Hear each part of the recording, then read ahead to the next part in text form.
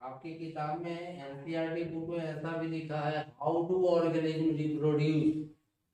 तो बात एक ही है, दोनों का मतलब सेम सेम है। हमने जो लिखा वहां रिप्रोडक्शन इन ऑर्गेनिज्म मतलब जीवों में प्रजनन, या हाउ डू ऑर्गेनिज्म रिप्रोड्यूस यानी कि जीव जंतु कैसे प्रजनन करते हैं, बात सेम सेम है। तो इस चैप्टर में जो बातें हमें पढ़नी है वो है definition of reproduction, necessity of reproduction, reproduction in flowering plant, two method of reproduction, asexual and sexual, reproductive organs in plant, fertilization, external and internal, fruit formation, true fruit and false। और भी item है जो बाद में हम लिखेंगे, पहले हम लोग इतने बात को जाने की है क्या है। तो रिप्रोडक्शन इन ऑर्गेनिज्म का मतलब हुआ कि जीव जंतुओं में प्रजनन। रिप्रोडक्शन की परिभाषा क्या है, और ऐसा भी नहीं है कि ये बात आप केवल क्लास 10th में पढ़ रहे हैं, क्लास 8 में भी हम लोगों ने रिप्रोडक्शन पढ़ा था, वहां भी डायग्राम हम लोगों ने देखा था। आज उसी का थोड़ा सा विस्तार रूप यहाँ पे हम जानेंगे, वही चीजें हैं उसी को थोड़ा डिटेल में जाना। तो डिफिनीशन ऑफ रिप्रोडक्शन जो है ये क्या है, the process by which an organism give birth to their young ones, माने वैसी प्रक्रिया जिसके द्वारा कोई सजीव, कोई जीव अपने जैसे बच्चे को जन्म देते हैं, उसी को हम रिप्रोडक्शन, प्रजनन कहते हैं। यह एक तरह का लाइफ प्रोसेस है। ये भी सभी जीव जंतु अपने जीवन काल में प्रजनन करते हैं और अपने जैसे बच्चे को जन्म देते हैं। तो यही परिभाषा सबसे सिंपल भी है, द प्रोसेस बाय विच, प्रक्रिया जिसके द्वारा एन ऑर्गेनिज्म, एक जीव, गिव बर्थ, जन्म देते हैं, टू देयर यंग वन, अपने ही जैसा संतान को जन्म देते हैं, उसी प्रक्रिया को हम रिप्रोडक्शन कहते हैं। दूसरा टॉपिक है नेसेसिटी ऑफ रिप्रोडक्शन, आखिर प्रजनन की क्या जरूरत है जीवों को, क्यों प्रजनन करते हैं, अगर प्रजनन नहीं करते तो क्या होता। ये है नेसेसिटी मतलब आवश्यकता। अगर जीव जंतु प्रजनन नहीं करते तो आज पृथ्वी पर तरह तरह के जीव जंतु दिखाई नहीं देते। पहले भी जीव जंतु थे, आज भी जीव जंतु हैं और भविष्य में भी जीव जंतु रहेंगे।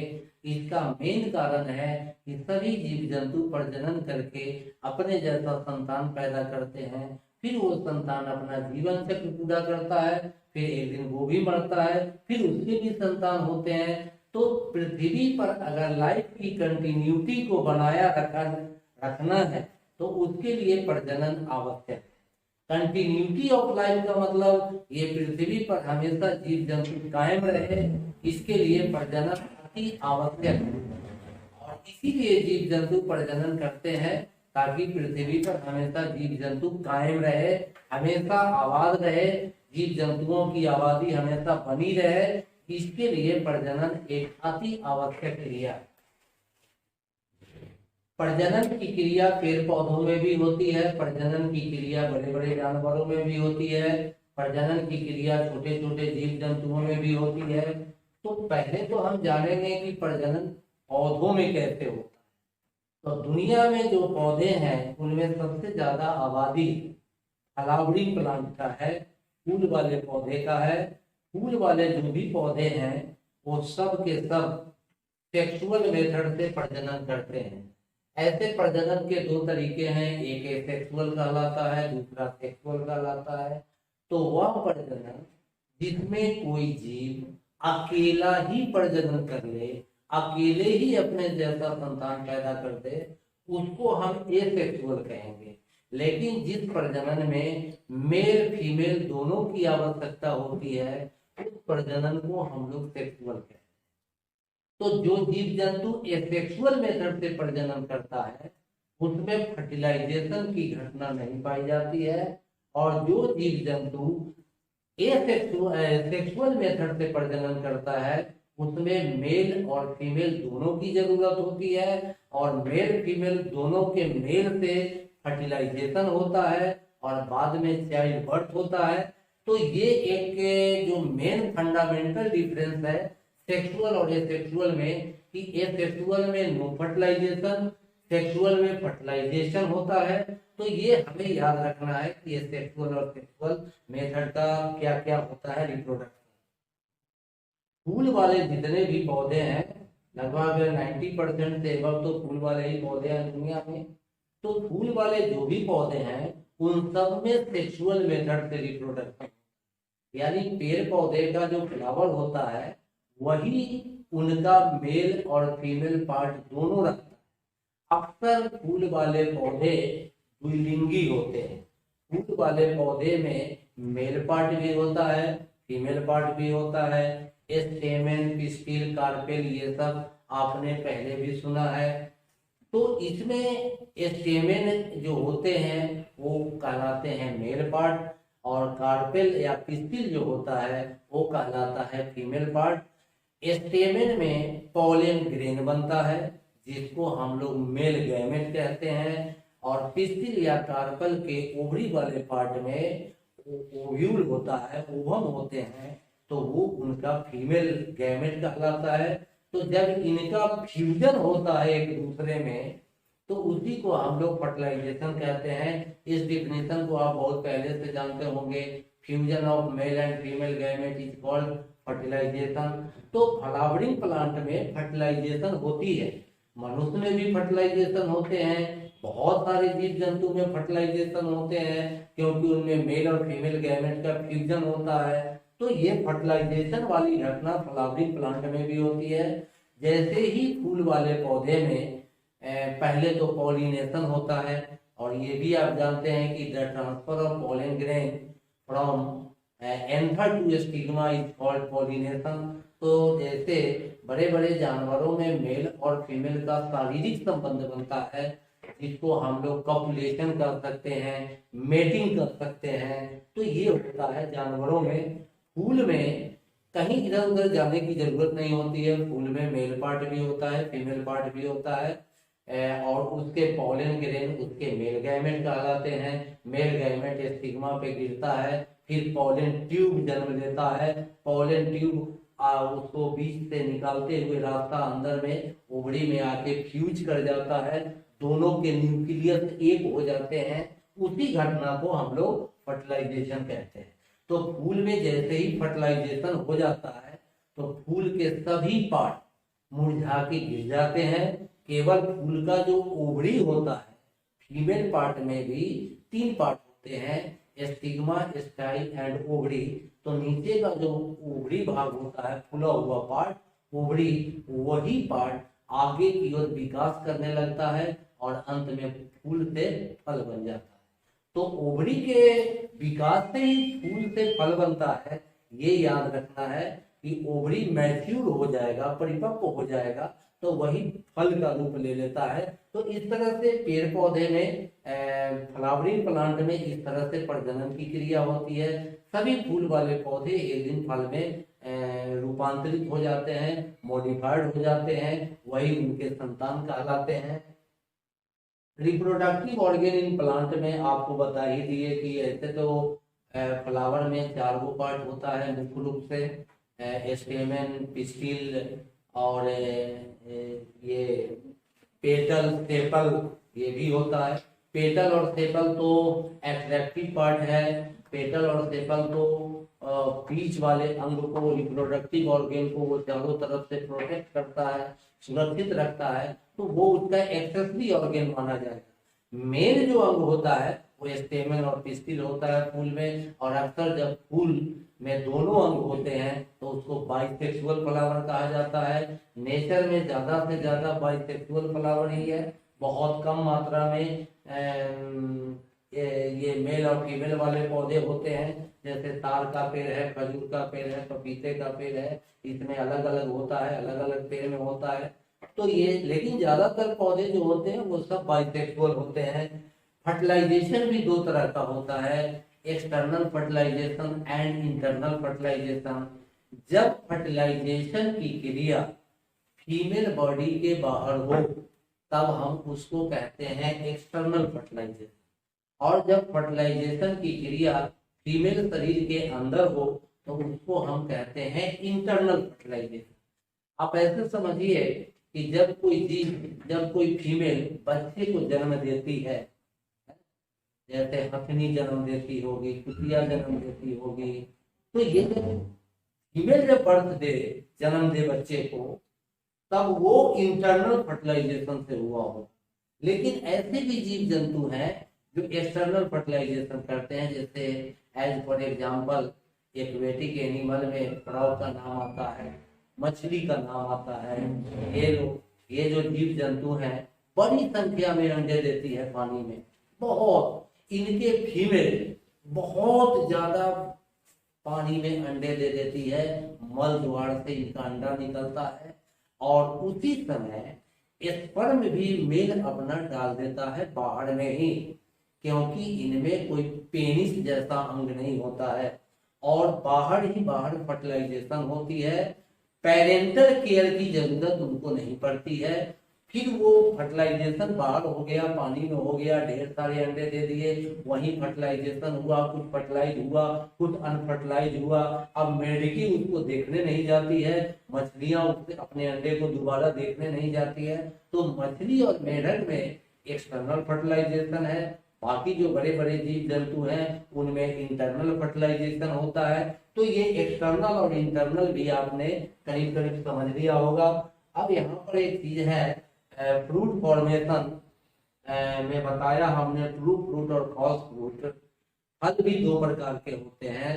फल का निर्माण हमेशा, फल और बीज का निर्माण किसी भी पौधे में जो होता है हमेशा सेक्सुअल रिप्रोडक्शन से होता है, क्योंकि उनमें पहले पॉलिनेशन होता है, फिर फर्टिलाइजेशन होता है, फिर फूल के सारे पार्ट फर्टिलाइजेशन के बाद धीरे धीरे मुरझा के गिर जाते हैं जमीन पे, केवल ओवरी का विकास होना शुरू होता है, और वही ओवरी मॉडिफाइड होकर के फ्रूट का निर्माण कर देता है। अब फ्रूट भी दो प्रकार के हैं, एक का नाम है ट्रू फ्रूट और दूसरे का नाम है फॉल्स फ्रूट। तो अब जरा यहाँ पे जान लीजिए कि ट्रू फ्रूट क्या है और फॉल्स फ्रूट हम लोग किसको कहते हैं। तो एक छोटा सा डायग्राम ये है, आपकी समझने के लिए आपको मैं ये बता देता हूँ कि फूल में थैलमस होता है। थैलमस क्या होता है कि पुष्पासन बोला जाता है उसको, पुष्पासन। अगर केवल ओवरी विकास करे और उससे फल का निर्माण हो तो ऐसे फ्रूट को हम लोग कहते हैं ट्रू फ्रूट। और अगर कहीं ओवरी के साथ साथ थैलमस भी विकास करे, मिलजुल कर, पुष्पासन भी और ओवरी भी दोनों मिलजुल के विकास करे, और इस तरह से जो फ्रूट बनता है उसको हम लोग कहते हैं फॉल्स फ्रूट। तो ट्रू फ्रूट में केवल ओवरी का डेवलपमेंट होता है, और फॉल्स फ्रूट में ओवरी के साथ साथ थैलमस का भी एक साथ विकास होता है, तो उसको हम लोग कहते हैं फॉल्स फ्रूट। जैसे एप्पल और पियर, नाशपाती और सेब, ये दो जो हैं फॉल्स फ्रूट की श्रेणी में आते हैं, क्योंकि इनके निर्माण में केवल ओवरी का विकास नहीं होता है, थैलमस का भी विकास होता है साथ साथ। अब इसके बाद हमको पढ़ना है ह्यूमन रिप्रोडक्टिव सिस्टम। तो ह्यूमन रिप्रोडक्टिव सिस्टम में ह्यूमन के मेल का पार्ट जानना है, फीमेल का पार्ट जानना है। मेल पार्ट में होते हैं टेस्टिस, स्क्रोटम, वसा difference, seminal vesicle, prostate gland, penis, urethra, ये सब नाम है, ये सब मेल पार्ट कहलाते हैं। टेस्टिस दो जांग के बीच एक मस्कुलर बैग में है, जिसको हम लोग टेस्टिस कहते हैं, दो की संख्या में होता है। यही टेस्टिस स्पर्म का निर्माण करता है, जिसे हम लोग मेल गैमेट कहते हैं। स्पर्म का निर्माण टेस्टिस में होता है और वो मेल गैमेट कहलाता है। टेस्टिस स्पर्म का निर्माण करता है हार्मोन के प्रभाव से।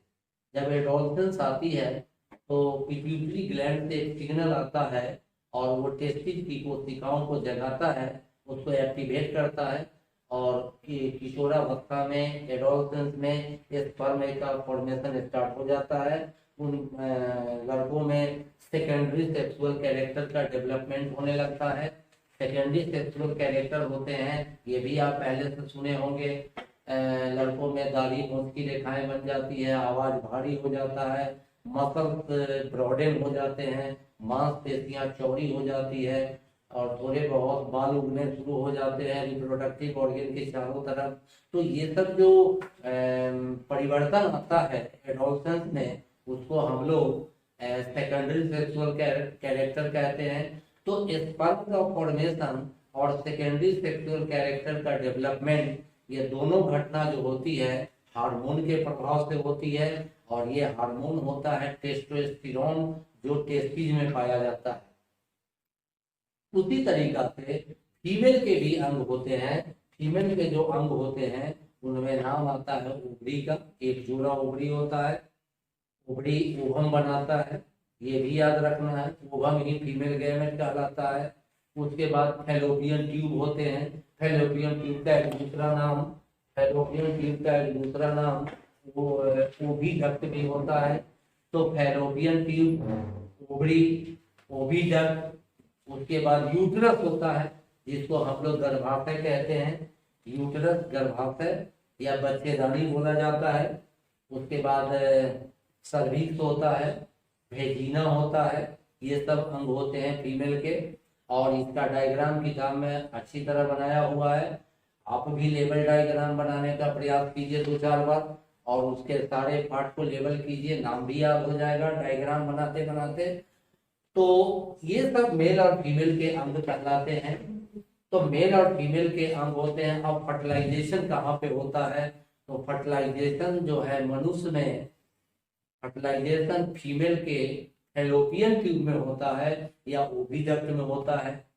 और इम्प्लांटेशन कहाँ होता है? फिर एक शब्द आया यहाँ पर, इम्प्लांटेशन। तो इम्प्लांटेशन क्या है कि फर्टिलाइज एग, जिसे हम जाइगोट कहते हैं, वो फर्टिलाइज एग फैलोपियन ट्यूब से निकल कर धीरे धीरे बीच वाले ट्रायंगुलर चैम्बर में जब स्थापित होता है, उसी को हम लोग इम्प्लांटेशन कहते हैं।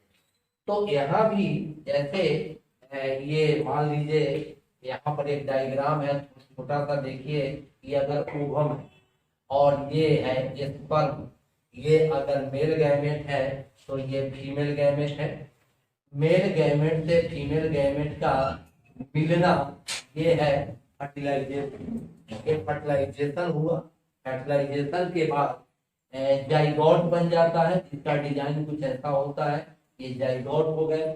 जाइगोट के बाद इम्ब्रियो बनते हैं। ये 2 पार्ट में बट गया। कुछ समय के बाद ये 4 पार्ट में बट गया। ये 4 सेल हो गए, फिर 8 सेल हो जाएंगे, फिर 16 सेल हो जाएंगे, फिर 32 सेल हो जाएंगे, फिर 64 सेल हो जाएंगे। तो ये जब 64 सेल, 128 सेल, इतने जो सेल बनेंगे, उस स्टेज को हम इम्ब्रियो कहेंगे।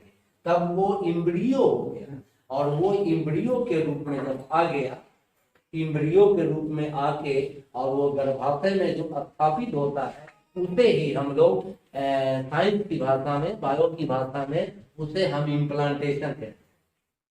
अंतः स्थापित हो जाने के बाद यहीं पर बच्चे का विकास 9 महीने तक चलता है। 9 महीने के कुछ दिन बाद, 2, 4, 10 दिन, 15 दिन के बाद बच्चे का जन्म होता है, चाइल्ड बर्थ होती है। तो ये सारी घटना मनुष्य में पाया जाता है। उससे पहले फीमेल में भी कुछ चेंज होते हैं। जैसे मेल में हमने बताया कि सेकेंडरी सेक्सुअल कैरेक्टर का डेवलपमेंट एंड गैमेट का फॉर्मेशन होने लगता है। तो फीमेल के अंदर भी कुछ चेंज आते हैं। जैसे फीमेल के मैमेरी ग्लैंड का आकार बढ़ने लगता है, फीमेल में एम्फी साइकिल प्रारंभ हो जाती है, फीमेल में ओवम का निर्माण हो जाता है। एम्फी साइकिल रियल में क्या है कि अनफर्टिलाइज्ड ओवम का फीमेल के शरीर से ब्लीडिंग के साथ बाहर निकलना, परियोडिकली हर एक महीने, वही एमसी साइकिल कहलाता है। हर महीने एक ओवम बनती है, हर महीने एक ओवम उसके शरीर से बाहर निकलती है और उस समय ब्लीडिंग होती है 2-1 दिन तक, फिर वो नॉर्मल हो जाती है। इसी घटना को हम लोग एमसी कहते हैं या मेंस्ट्रुअल साइकिल बोलते हैं। तो फीमेल जब सेक्सुअल मैच्योरिटी की तरफ आती है, जब उसमें प्रजनन के की योग्यता आएगी, तो सबसे पहले उसमें एमसी साइकिल प्रारंभ हो जाएगी। ये भी हार्मोनल इफेक्ट के कारण होता है, हार्मोन के कारण होता है, ये भी पिट्यूटरी ग्लैंड से कंट्रोल होता है। तो ये सारी घटना मनुष्य में पाई जाती है। तो डायग्राम आपको जब असाइनमेंट मिलेगा तो डायग्राम आपको बनाना है, और यहाँ पे कॉपी हम लोग चेक करेंगे, उसकी भी व्यवस्था करते हैं। पिछले बच्चे आप जहाँ भी हो अपना अपना काम करना शुरू कर दीजिएगा। इसके बाद आपको जो पढ़ना है डायग्रामेटिक रिप्रेजेंटेशन के बाद family planning and birth control पढ़ना है। ये एक एक्स्ट्रा बात आ जाती है क्लास 10th में। हाँ, तो आप बता रहे थे हम कि family planning and birth control method क्या। फैमिली प्लानिंग का मतलब है परिवार नियोजन। परिवार नियोजन का मतलब है अपने परिवार में बच्चों की संख्या आप कम से कम रखें। 1 से 2 बच्चे बड़े अच्छे होते हैं। कहा भी जाता है कि हम दो हमारे दो, छोटा परिवार सुखी परिवार, ऐसे स्लोगन आप सुनते हैं। इस स्लोगन में वास्तविकता ये है कि जितना ही छोटा परिवार होगा उतना ही अच्छा होगा, क्योंकि उनका मेंटेनेंस ठीक से होगा। बच्चे को पढ़ाना लिखाना पालना पोसना ये सब जो प्रॉब्लम आ जाती है, तो छोटा परिवार होने से ये सब प्रॉब्लम नहीं आएंगे आपको। तो हर आदमी का कर्तव्य है कि वो अपने परिवार में बच्चों की संख्या को सीमित करे। ज्यादा फौज बढ़ाने की जरूरत नहीं है, 2 से ज्यादा बच्चे नहीं होने चाहिए परिवार में। उसके लिए कई मेथड हैं जिसको अगर हम अपनाएं तो हम लोग भी अपने परिवार में बच्चों की संख्या को सीमित कर सकते हैं।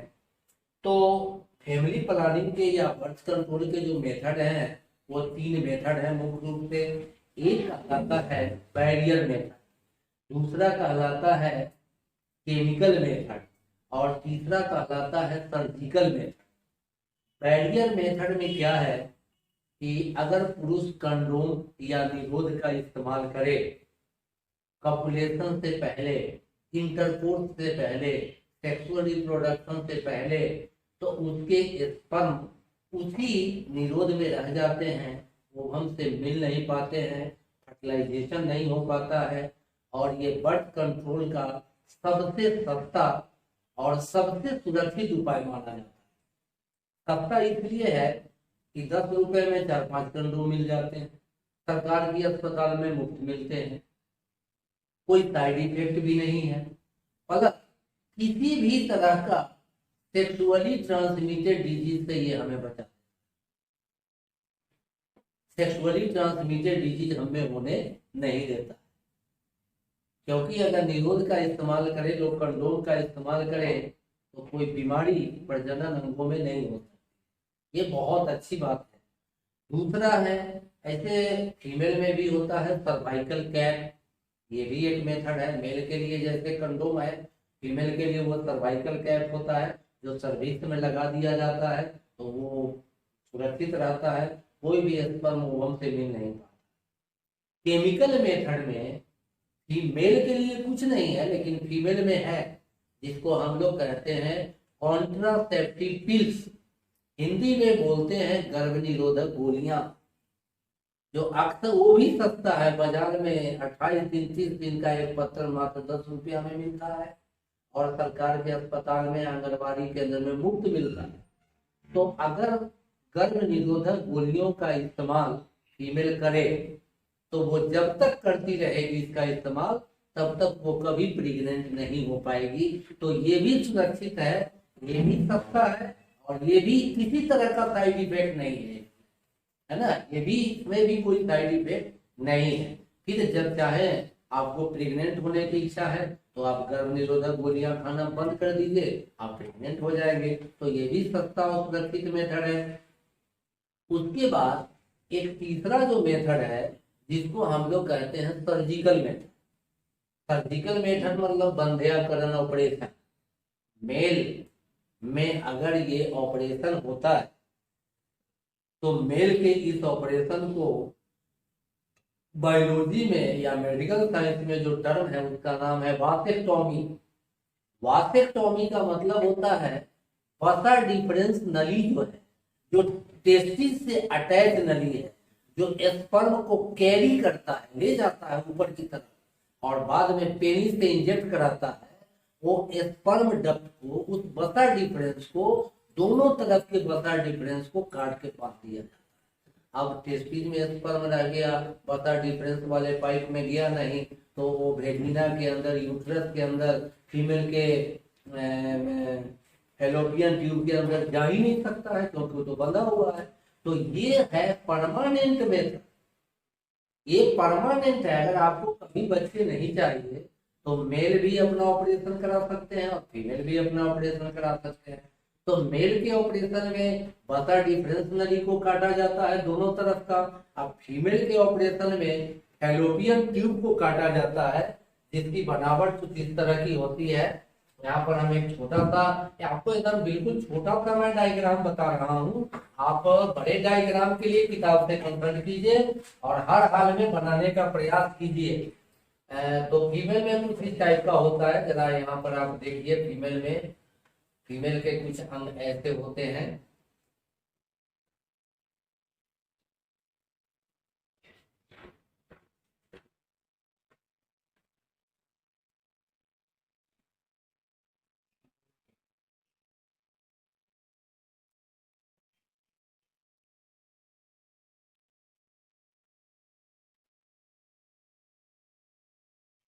हाँ, यहाँ देखिए, ये दो ओवरी है फीमेल का, ये जो नली है इसी को हम फैलोपियन ट्यूब कहते हैं, ये जो बीच का पार्ट है ये है यूट्रस और ये है सर्विक्स वेजिना, ये है फीमेल का। मेल में टेस्टिज है दो, टेस्टिज से ये दो नली लगा हुआ है इस टाइप का, ये दो नली लगा हुआ है, आगे आकर के ये दोनों नली यूरिनरी ब्लैडर से पास करते हुए एक बन जाता है, एक नली बन जाता है, एक नली, और यही पर आपका पेनिस होता है। ये है पेनिस, ये पेनिस है, ये टेस्टिस है, ये वसा डिफरेंस है, और ये पाइप जो अंदर में बीच में है पेनिस के अंदर, इसको हम लोग यूरिथ्रा बोलते हैं, या एक और भी नाम है इसका common urino, urino genital, GENITAL genital tract, common क्यों बोला गया? क्योंकि इस रास्ते यूरिन भी निकलते हैं और इस रास्ते स्पर्म भी निकलते हैं, इसलिए इसको कहा गया कॉमन यूरिनो जेनिटल ट्रैक्ट। या नहीं बोलना है इतना बड़ा तो यूरिथ्रा कह सकते हैं आप इसको। तो आपका मेल और फीमेल पार्ट मैंने दोनों बता दिया, यहाँ पर सारे पार्ट का नाम बता दिया। ये डायग्राम आपको हर हाल में बनाना है। हम लोग चल रहे थे फैमिली प्लानिंग में, तो फैमिली प्लानिंग में हमने बताया कि एक तो मेथड हो गया बैरियर, बैरियर मेथड में आ गया कंडोम और सर्वाइकल कैप, मेल में कंडोम है और फीमेल में सर्वाइकल कैप है। केमिकल मेथड में बताया हमने कि ओरल, ओरल ओरल कंट्रासेप्टिव पिल, ओरल मतलब मुंह से खाई जाने वाली गोलियां, क्योंकि फीमेल ये गोलियां मुंह से खाती है, इसीलिए इसको ओरल कंट्रासेप्टिव पिल्स या मुंह से खाई जाने वाली गर्भ निरोधक गोलियां बोला जाता है। तो ये केमिकल मेथड है। ऐसे स्पर्मिसाइड जेल भी आता है टैबलेट के रूप में, सेक्सुअल इंटरकोर्स के पहले अगर फीमेल के वेजिना में इस टैबलेट को डाल दिया जाए तो वो अंदर में इतना केमिकल आ जाता है छाग जैसा, तो उसके अंदर कोई भी स्पर्म जाएगा तो वो स्पर्म मर जाएगा, और स्पर्म मर जाएगा तो फिर वहां भी फर्टिलाइजेशन नहीं होगा। तो और तीसरा मेथड हमने बताया आपको ट्यूबेक्टोमी और वासेक्टोमी, जो सर्जिकल मेथड है। बिल्कुल अगर बच्चे कभी नहीं चाहिए, एकदम फाइनल है कि अस्थायी रूप से हमको चाहिए, तो उसके लिए ये सर्जिकल मेथड है। कुछ और भी मेथड है जिसको हम लोग कहते हैं, जैसे लूप है, कॉपर्टी का भी नाम आता है। तो ये सब के लिए जो बायोलॉजी में जो टर्म दिया गया है उसको कहते हैं हम लोग IUCD, उसका नाम है IUCD। आई माने इंट्रा, इंट्रा INTRA इंट्रा।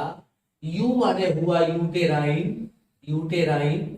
और सी माने हो गया कॉन्ट्रासेप्टिव, कॉन्ट्रासेप्टिव। और डी मतलब हो गया डिवाइस। IUCD का मतलब हो गया इंट्रा यूटेराइन कंट्रासेप्टिव डिवाइस। ये वो टेक्निक है जो आजकल फीमेल इस्तेमाल करती है। कॉपर टी लगवा ले अगर फीमेल, या लूप लगवा ले तो ये 6 महीना 9 महीना के लिए लगाया जाता है, साल भर के लिए भी लगाया जाता है। तो जितना दिन तक ये दोनों चीज लूप या कॉपर टी लगा रहेगा फीमेल में, उतने दिनों तक उनमें प्रेगनेंसी होने की कोई संभावना नहीं रहती है।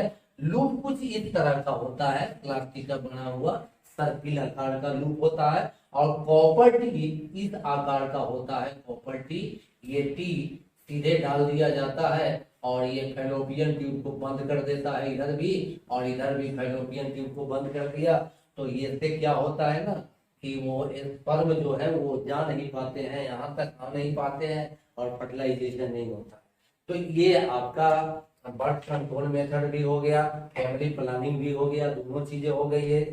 सरकारी अस्पताल में तो मुफ्त में ऑपरेशन भी होता है, कुछ बख्शीश भी मिलता है, कर्मचारी है तो कुछ छुट्टी भी मिलती है, 15 दिन 20 दिन रेस्ट भी मिलता है। तो ये सारी सुविधा परिवार नियोजन के लिए सरकार की तरफ से चल रहे हैं और इसका लाभ हर आदमी को उठाना चाहिए। इसके बाद अगला जो चीज हमको पढ़ना है IVF या इन विट्रो फर्टिलाइजेशन। ये क्या है कि आप सुना होगा टेस्ट ट्यूब बेबी के बारे में। टेस्ट ट्यूब बेबी के बारे में आपने सुना होगा कि ये टेस्ट ट्यूब बेबी क्या होता है, उस पर भी हम थोड़ा सा बात कर लेते हैं। Test tube baby medical science में एक नया टेक्निक है जिसके द्वारा कुछ 5 दंपतियों को भी संतान का सुख प्राप्त होता है। हो सकता है कि फीमेल में कुछ गड़बड़ी हो सकता है कि फीमेल में उनका फैलोपियन ट्यूब या ओविडक्ट जाम हो, क्लियर नहीं हो, स्पर्म जाने का रास्ता नहीं हो, या हो सकता है कि फीमेल में कुछ हार्मोनल कमी हो, या ऐसा भी हो सकता है कि उनका जो मेल पार्टनर है उनमें शुक्राणु नील हो, या शुक्राणु की संख्या कम हो, स्पर्म की संख्या कम हो। चाहे कारण जो भी हो, अगर दंपति को बच्चा संतान सुख नहीं मिल रहा है तो उनको चाहिए कि IVF सेंटर में जाकर और वहां से संतान प्राप्त करने के लिए प्रयास करें। तो इसमें क्या होता है कि फर्टाइल सेंटर भी खुले हैं, जैसे ब्लड बैंक खुला हुआ है हर जगह बड़े बड़े शहरों में कि आपको इमरजेंसी में ब्लड की जरूरत है तो आप वहां से जाके ब्लड उठाते हैं। उसी तरह बड़े बड़े शहरों में फर्टाइल सेंटर भी, जहां 5 दंपति जिनको बच्चे नहीं हो रहे हैं उनको इस जगह पे इस टेक्निक का लाभ उठाना चाहिए। वहां पे फीमेल के ओवम और मेल के स्पर्म ये दोनों प्रिजर्व रखे जाते हैं। प्रिजर्व रखने का मतलब है उचित टेम्परेचर पे फ्रिज के अंदर ये लंबे समय तक सुरक्षित रखा जाता है। अगर आपके जांच में आया ऐसा कि आप एकदम बच्चे सुख प्राप्त नहीं कर पा रहे हैं, बहुत मुश्किल हो रहा है इसमें, तो आप ऐसे सेंटर पे जाएंगे तो वहां पे क्या होता है कि लैब में ही फर्टिलाइजेशन करा के और एक विशेष टेक्निक के द्वारा फर्टिलाइज एग को, इम्ब्रियो को फीमेल के भेजीना के अंदर डाल दिया जाता है यूट्रस में, और उसका हर महीने चेकअप किया जाता है कि इम्ब्रियो का डेवलपमेंट वो ठीक तरीके से चल रहा है कि नहीं। और इस तरह के तरीके से हजारों हजार बच्चे जन्म लिए हैं दुनिया में, उन्हीं को हम लोग कहते हैं टेस्ट ट्यूब बेबी, है ना। मतलब टेस्ट ट्यूब बेबी का मतलब क्या है कि फर्टिलाइजेशन जो है वो लैब में हुआ है। हो सकता है कि स्पर्म भी किसी और का होगा, ओवम भी किसी और का होगा, और आपकी मर्जी से इस तरह का करा के और आपके अंदर डाल दिया गया है, और वहाँ आपके गर्भाशय में यूट्रस में उसका सही तरीके से डेवलपमेंट हो रहा है। समय पूरा होने पर बिल्कुल स्वस्थ बच्चे का जन्म हो रहा है। इसी को हम लोग कहते हैं टेस्ट बेबी, और इस टेक्निक को हम लोग कहते हैं आईवीएफ। आईवीएफ का मतलब हो गया इन विट्रो फर्टिलाइजेशन, यानी fertilisation outside female body. Female body के अंदर बिल्कुल नहीं फर्टिलाइजेशन है, फर्टिलाइजेशन तो वो लैब में है, फर्टिलाइजेशन तो सेंटर पे कराया जा रहा है और उसमें से चुन करके एम्ब्रियो को डाला जा रहा है, यही कहलाता है टेस्ट बेबी या आईवीएफ।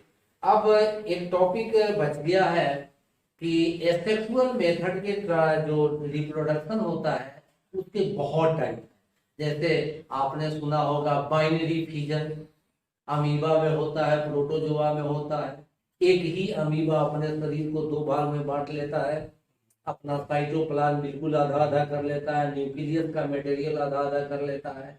तो प्रोटोजोआ समुदाय के जो जीव जंतु हैं, अमीबा है चाहे पैरामीशियम है, वो इसी तरीका से बाइंडिंग फिजन करता है। इसमें मेल और फीमेल की जरूरत नहीं होती है, जो है अमीबा वो ऑलरेडी फीमेल है क्योंकि वो मदर है, क्योंकि वो बच्चे को जन्म दे रही है, उसमें मेल होता ही नहीं, क्योंकि उसमें सेक्सुअल मेथड का रिप्रोडक्शन होता है।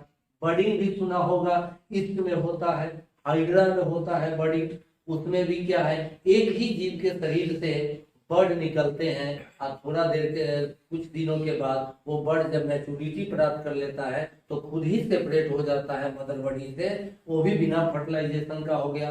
तो बाइनरी फिजन और बर्डिंग से तो हम लोग पहले से परिचित हैं। कुछ और नया मेथड जो हमें क्लास 10th में पढ़ना था वो है रीजेनरेशन, वो है मल्टीपल फिजन। मल्टीपल फिजन है प्लाज्मोडियम में, जिसको हम लोग मलेरिया पैरासाइट बोलते हैं। तो प्लाज्मोडियम जब मलेरिया पैरासाइट जब किसी मनुष्य के अंदर आता है तो उसके में गैमेट बनते हैं, और वो गैमेट जब मच्छर आपको काटता है तो वो दोनों गैमेट मच्छर के अंदर ट्रांसमिट होते हैं, और मच्छर के अंदर सेक्सुअल मेथड उसको हो रहा है और मनुष्य के अंदर सेक्सुअल मेथड से उसमें प्रजनन, और हजारों हजार स्पोरोजोइड बन जाते हैं जो मच्छर के लाड़ ग्रंथि में आके जमा है। फिर जब ये मच्छर आपको काट रही है तो स्पोर डाल रही है मलेरिया पैरासाइट का, तो वो मल्टीपल फिजन कहलाता है। रीजेनरेशन प्लेनेरिया में होता है, हाइड्रा में भी होता है। रीजेनरेशन का मतलब है कि प्लेनेरिया जंतु को हम कितनों टुकड़ा में काट के पानी में फेंक दें तो वो प्रत्येक टुकड़ा एक नया प्लेनेरिया जन्म ले लेता है, कुछ दिन के बाद अपने आप वो हुआ रीजेनरेशन। फ्रेगमेंटेशन है जो स्पेशली अलगी में होता है, अलगी धागे जैसे पौधे होते हैं, क्लोरोफिल होता है, प्रकाश संश्लेषण करता है, मगर एक्वेटिक है, जल में पाया जाता है। इसके लंबे लंबे फिलामेंट अगर टूट जाए पानी की धार में तो प्रत्येक टुकड़ा बाद में सेल डिवीजन करके फिर से नया फिलामेंट बना देता है, तो इसको हम लोग फ्रेगमेंटेशन कहते हैं। अब एक और टॉपिक है वेजेटेटिव प्रोपोगेशन। वेजेटेटिव प्रोपोगेशन का मतलब हो गया पेड़ पौधे के बीज और फल को हम छोड़ दें, जड़ काट के, तना काट के या पत्ते से नए पौधे को जन्म देते हैं, तो वो हो गया वेजेटेटिव प्रोपोगेशन। जैसे आपने सुना होगा ब्रायोफाइलम है जिसको हम लोग बोलते हैं पत्थर चट्टा, इसके किनारे किनारे से लीफ मार्जिन से नए नए कली निकलते रहते हैं, और वो हो गया वेजेटेटिव प्रोपोगेशन का उदाहरण। इसमें वेजिटेटिव प्रोपोगेशन में भी 3 मेथड है, cutting, layering and grafting. Cutting क्या है, जैसे आप गुलाब के डांड को काट के लगा दिए, आलू के तना को काट के जमीन में लगा दिए, तो ये आपका कटिंग मेथड से है। कहाँ आपने उसमें बीज डाला है, कहाँ उसमें आपने फल दिया है, वो तो बीज से हो नहीं रहा है, वो तो तना से हो रहा है, ये स्टेम कटिंग है। तो स्टेम कटिंग हुआ तो वो कटिंग मेथड है। लेयरिंग है कि हम लोगों के यहाँ अमरूद का बागान बराबर देखने को मिलता है, अमरूद के डांड को ही, स्टेम को ही जमीन में थोड़ा सा गाड़ करके और थोड़ा सा इतना छोड़ दिया जाता है ऊपर। कुछ दिन के बाद जो पार्ट जमीन के अंदर, उस तना का जो पार्ट जमीन के अंदर है, वहां पे थोड़ा दिन के बाद जड़ निकल जाते हैं, मिट्टी हटा करके और जड़ को बचा के मिट्टी लगा दिया, वो अमरूद का पौधा तैयार हो गया। तो इसी को हम लोग लेयरिंग कहते हैं। आपका ये काम है कि कटिंग मेथड से वेजिटेटिव प्रोपोगेशन किन जंतुओं में होता है, लेयरिंग मेथड से वेजिटेटिव प्रोपोगेशन किन किन पौधों में होता है, इसका एक चार्ट किताब की मदद से तैयार कर लीजिएगा, ताकि आपको अगर एग्जाम्पल से क्वेश्चन पूछ दे तो आपको कोई परेशानी नहीं होगी। और ग्राफ्टिंग हो गया कलमी पौधा तैयार करना। ये जो आम का आठी फेंक देंगे हम लोग, ये जो पेड़ जन्म लेगा, इसको आम बोलचाल की भाषा में हम लोग बोलेंगे बिज्जू। इसके आठी बड़े बड़े होंगे और गूदा कम होगा, तो ये क्वालिटी फूड में नहीं आता है, क्वालिटी फ्रूट में नहीं आता है।